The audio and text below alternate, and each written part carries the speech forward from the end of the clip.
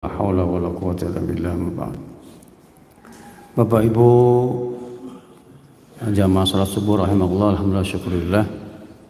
Pada subuh ini kita masih diberikan kesempatan, masih diberikan kesehatan oleh Allah SWT, sehingga kita dapat bertemu dalam kegiatan rutin thalabul ilmi ba'da subuh.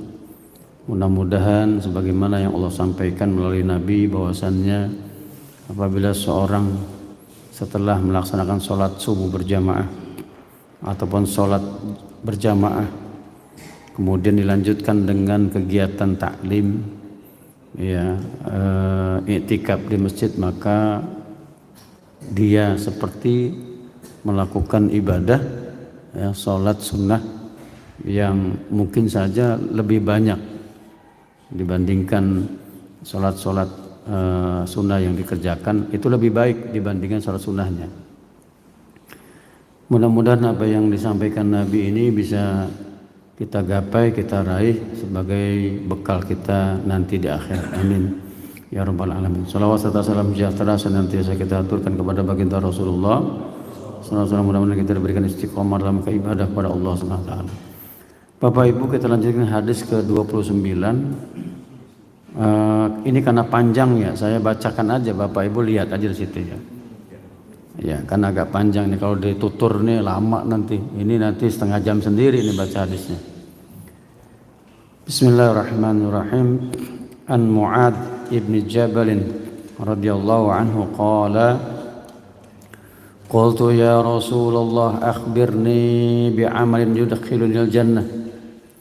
Diriwayatkan dari Mu'adz bin Jabal radhiyallahu anhu, qala, ia berkata, qultu ya Rasulullah, aku berkata wahai Rasulullah, akhbirni bi'amalin yudkhiluni al-jannah, beritahukan kepadaku perbuatan yang dapat menghantarkan aku masuk surga, wa yubaiduni 'anil nar, dan menjauhkan aku dari siksa neraka.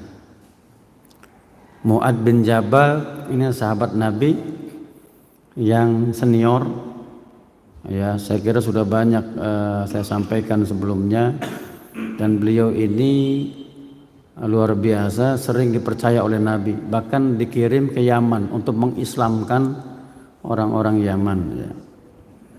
Nah, ini di satu kesempatan beliau meminta informasi ya tentang apa? Perbuatan. Akhbirni, beritahukan kepadaku, bi'amalin, tentang perbuatan amal ya, amaliyah yang menghantarkan aku masuk surga. Jadi amal ini menghantarkan masuk surga. Jadi perbuatan atau amal itu bisa menghantarkan kita ke surga. Tapi di sisi lain kata Mu'adz, wa yubaiduni 'anil nar, bukan hanya menghantarkan ke surga tapi juga menghindarkan dari siksa neraka. Dua tuh yang diminta. Kenapa kok begitu? Karena nanti ada orang masuk neraka dulu baru masuk surga. Nggak ada ceritanya masuk surga mampir ke, balik ke neraka, nggak ada. Yang ada itu masuk neraka dulu baru surga. Ini maksudnya Mu'adz itu ya Nabi, saya pengen masuk surga tanpa transit ke neraka. Itu maksudnya. Langsung aja bablas gitu. Kan nanti diceritakan oleh Nabi itu, hadisnya panjang tentang kondisi di padang mahsyar ya, setelah dibangkitkan kita dari alam kubur, kiamat sudah terjadi, kan dibangkitkan kan. Yang pertama kali dibangkitkan kan baginda Rasulullah SAW yang dibangunkan. Ya, dan ketika itu ya sudah berubah alam dari alam dunia menuju alam akhirat. Nah, ketika itulah diceritakan oleh Nabi setelah di padang mahsyar dengan berbagai kondisinya nanti akan diseberangkan tuh.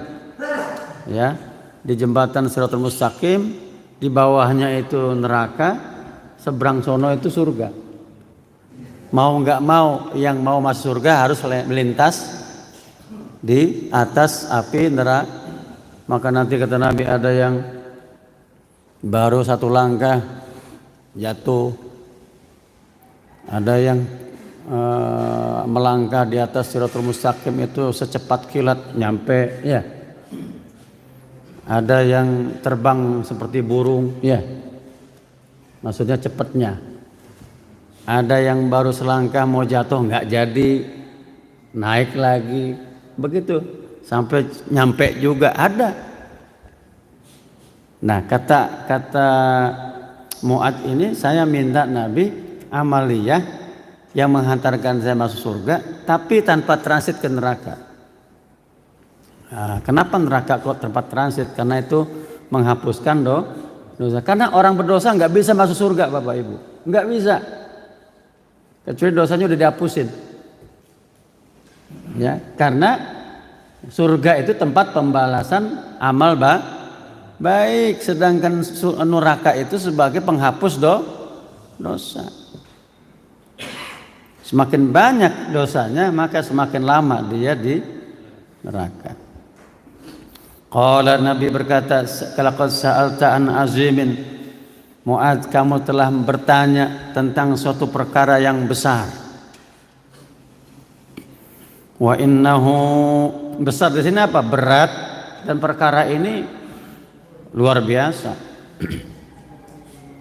Wa innahu, tetapi meskipun berat, nah ya, la yasirun, sebetulnya mudah, gampang. Ala man yassarahullahu ta'ala alaihi, bagi orang yang Allah mudahkan jalannya. Nah ini dia. Mudah, berat, sebetulnya berat, tapi mudah bagi orang yang Allah mudahkan jalannya. Percaya nggak omongan Nabi ini? Gampang. Sekarang ini yang hadir sekarang ini, berat nggak sebetulnya dari rumah itu? Bangun subuh, mohon maaf, berat.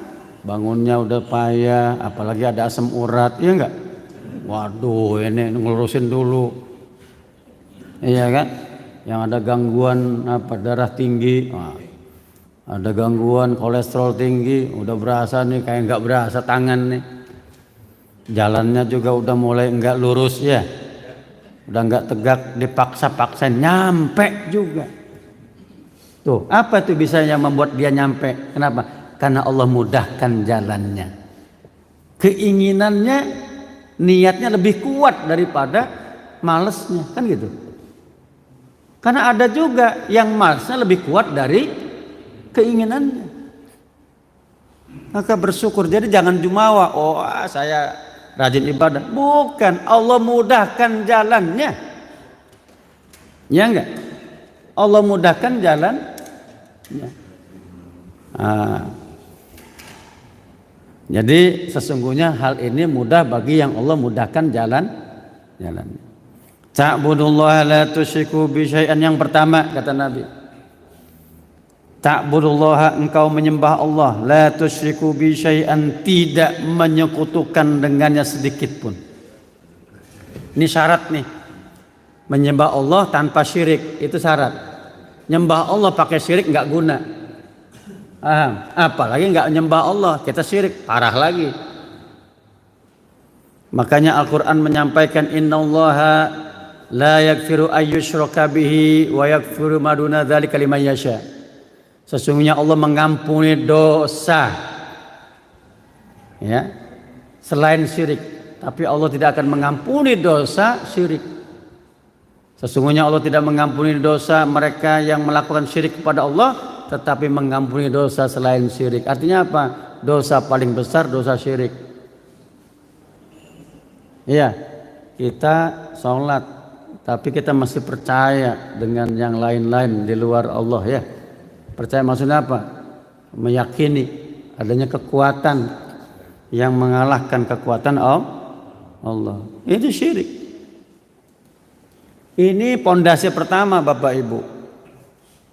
Pondasi pertama yang harus kita pegang. Kenapa? Kalau ini sudah nggak bisa dipegang, yang lainnya rusak. Ya, kalau ibadah dengan syirik ini tidak kita pegang, maka yang lainnya ikut rusak. Tidak ada guna sholat, tidak ada guna puasa, tidak ada guna haji, tidak ada guna zakat dan yang lainnya. Karena titiknya yang menjadi penentu itu adanya di sini. Ta'budullaha wa la tusyriku bihi syai'an. Kan sudah banyak disampaikan tuh. Orang yang beramal karena riya itu adalah syirik kecil ya. Kita kan tahu tuh. Kalau syirik besar mah agak jauh lah. Yang paling berat kata Nabi adalah syirik kecil, syirik tersembunyi. Nah, itu yang perlu dipahami. Makanya pernah disampaikan dulu, pernah saya jelaskan ya, namanya menyembah Allah itu tanpa menyekutukan ada dua. Ada dua tingkatan. Pertama tauhid uluhiyah. Yang kedua tauhid rububiyah. Itu pendapatnya, penjelasannya Imam Muhammad Abduh. Tauhid uluhiyah baru sebatas kita mengakui Tuhan itu Maha Esa dengan lisan kita, ya, tapi belum dengan perilaku. Tapi kalau sudah mengakui Allah sebagai Tuhan yang Maha Esa dengan lisan, perbuatan dan perilaku, maka itu kita sudah sampai ke tauhid rububiyah. Kalau kita masih takut nggak makan besok, ya, karena kita pensiun misalkan, waduh udah pensiun nih nggak bisa makan nih, seakan-akan yang memberi makan itu bukan Allah.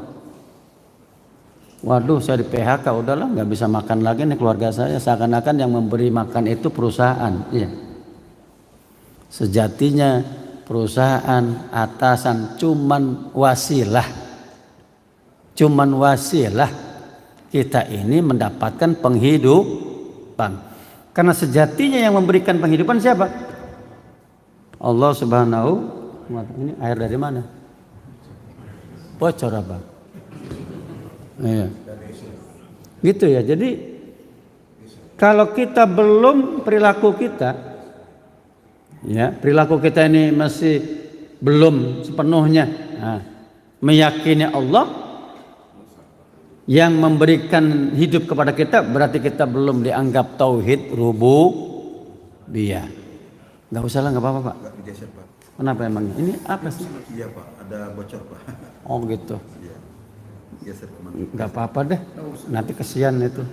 Rusak nanti videonya. Ya, itu yang harus dipahami oleh kita. Ini menjadi pondasi yang harus dijaga. Ya, pondasi harus dijaga apapun itu.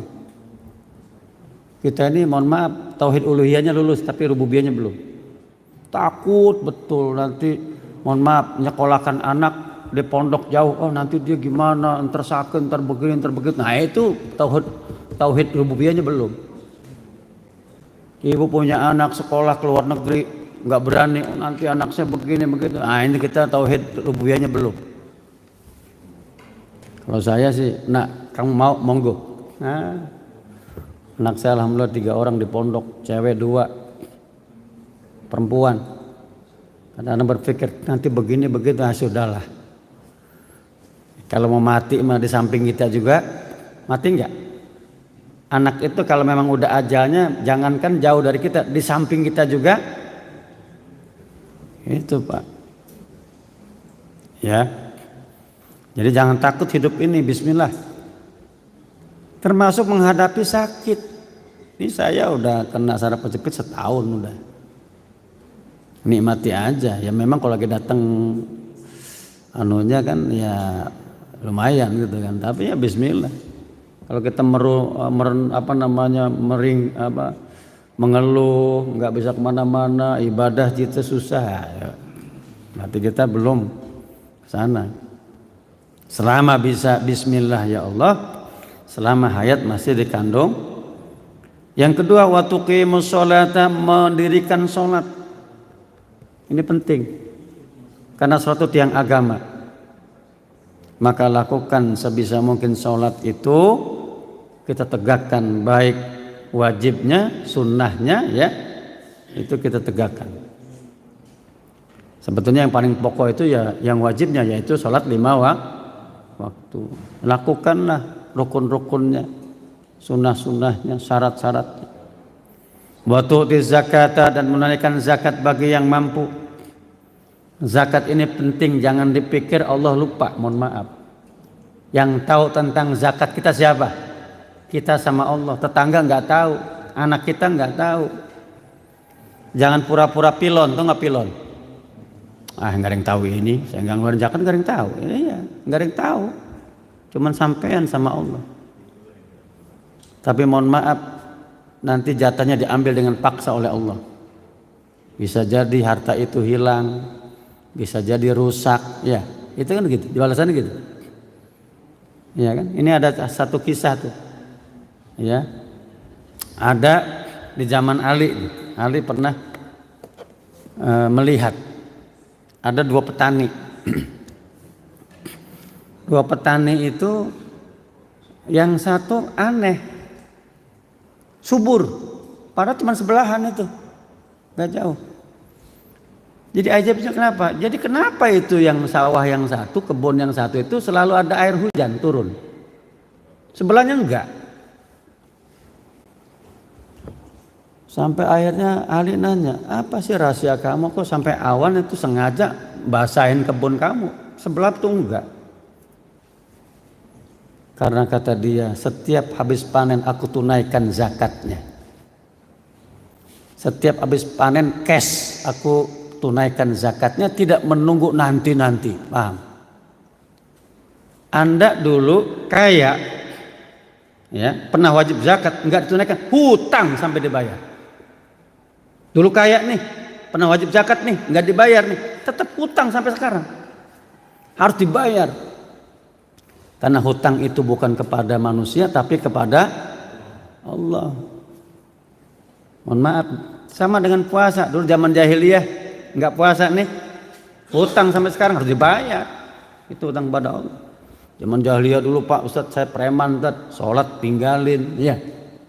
Apalagi puasa tinggalin. Oh nanti dulu. Anda jangan merasa sekarang udah hijrah itu lantas selesai. Belum selesai. Anda selesaikan sholat yang dulu ketinggalan, kalau memang dia Islam ya, kecuali kalau dia bukan Islam. Selesaikan sholat yang Anda ketinggalan dulu, puasa yang dulu ketinggalan, selesaikan. Kalau enggak, akan ditagih nanti di akhirat. Jadi jangan merasa aman. Jahiliyah tetap Anda punya kewajiban. Bagaimana? Oh banyak cara. Kata Imam, kalau Ibnu Taimiyah, kalian melakukan sholat sunnah itu menggantikan sholat wajib yang ketinggalan. Tapi ada yang lebih agak sedikit ekstrem sih. Kalian qodok setiap sholat, selain sholat yang kalian lakukan itu membayarnya, selain sunnah. Karena sunnah tidak akan bisa menggantikan yang wajib, termasuk puasa. Makanya ada Imam Tajuddin As-Subki, itu dari ulama Syafi'i. Setiap kali dia habis sholat zuhur, dia zuhur lagi. Ditanya, kenapa? Yang satu zuhur untuk qodok, yang satunya zuhur sekarang, kan gitu. Nah makanya kata Imam Syafi'i dengan Imam Ahmad, bagaimana mengqodoknya yang ketinggalan? Boleh dengan dua cara.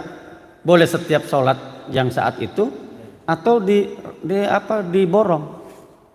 Hari ini habis zuhur saya borong qodok semuanya, zuhur, asar, maghrib, isya, subuh. Atau masing-masing waktu, habis sholat zuhur qodok, habis sholat asar qodok, habis sholat maghrib qodok, begitu. Itu Imam Ahmad pernah menyampaikan begitu. Dan nggak bisa dibayar dengan fidyah kalau sholat, nggak ada kata Imam Syafi'i apa? As-sholatu la tufda, sholat tidak difidyahkan. Kalau puasa bisa. Kalau puasa bisa Pak, Bu, Ustadz saya nggak sanggup lagi. Dulu ada 5 bulan saya nggak, 5 Ramadan saya nggak puasa nih. Gimana kalau sekarang saya nggak sanggup Ustadz? Ya udah, hitung aja. 5 kali Ramadan berapa? 150 hari kali setengah kilogram beras, udah keluarin. Paham? Jadi jangan dianggap sudah selesai urusan ibadah yang ditinggal ya, yang wajib ya. Wa tasumu Ramadhana, dan puasa Ramadan. Ibu-ibu yang punya hutang kemarin bayar, Bu. Jangan dianggap aman.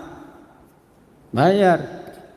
Baik dengan cara diqadha puasanya atau dibayar ya. Tad, saya nggak sanggup puasanya, saya nggak sanggup fidyahnya karena saya orang miskin. Ya sudah, selesai, minta ampun kepada Allah aja. Ya gimana? Dia mau puasa qadhanya nggak sanggup, ya, karena kesehatannya mungkin terganggu. Yang kedua dia nggak punya duit. Ya sudah, serahkan kepada Allah. Yang penting minta ampun kepada Allah. Jadi bentar lagi kita Ramadan lagi nih, sebulan lagi ya. Kurang lebih tanggal 11 kata Muhammadiyah itu tanggal 11 sudah mulai puasa. Ya kalau pemerintah saya nggak tahu apa tanggal 12-nya atau sama. Wa tahujjul baita, dan menunaikan ibadah haji. Nah, intinya yang Nabi sampaikan pertama ini terkait dengan rukun Islam. Ya, kata-kata ta'budullaha la tusyriku bihi syai'an itu akidah. Kita sudah mengumumkan syahadat, ya.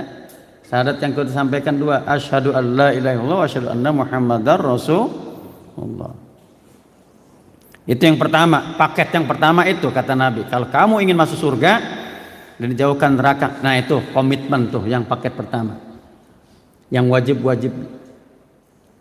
Summa qala lahu ala adulluka ala abwabil khair, maukah engkau wahai Muaz aku tunjukkan tentang pintu-pintu kebaikan. Tadi dasarnya, sekarang pintu kebaikan.